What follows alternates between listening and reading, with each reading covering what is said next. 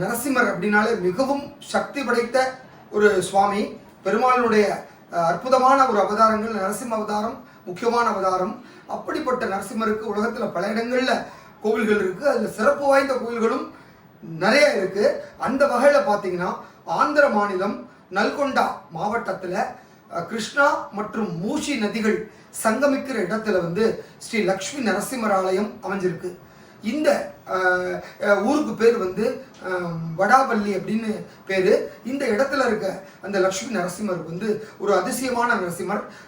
பஞ்ச நரசிம்மர் ஆலயங்களில் பிரதானமான ஒரு ஆலயமாகவும் இது விளங்குகிறது. அப்படிப்பட்ட இந்த நரசிம்மருக்கு என்ன சிறப்பு அப்படின்னா, இங்கே இருக்கிற மூலவர் மூச்சு விடுவது போன்ற ஒரு அமைப்பு இருக்குது இந்த கர்ப்ப கிரகத்தில் அப்படிங்கிற மாதிரி சொல்கிறாங்க. அங்கே இருக்கிற அந்த 2 விளக்கில் நரசிம்மருடைய மூச்சு காற்றால் ஒரு விளக்கு எப்பொழுதும் அசைந்து கொண்டே இருக்குமா, இன்னொரு விளக்கு அசையாமல் எரிஞ்சிட்டு இருக்கும் அப்படிங்கிறாங்க.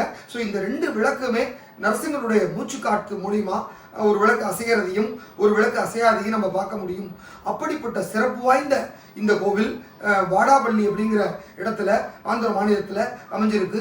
வாய்ப்பு இருக்கிறவங்க இந்த நரசிம்மர் கோவிலுக்கு போய் இந்த நரசிம்மரை ஒரு வாட்டி பார்த்துட்டு வந்தால் வாழ்க்கையில் இருக்கிற எல்லா கஷ்டங்களும் விலகிடும் அப்படின்னு சொல்லிடுறாங்க. நன்றி.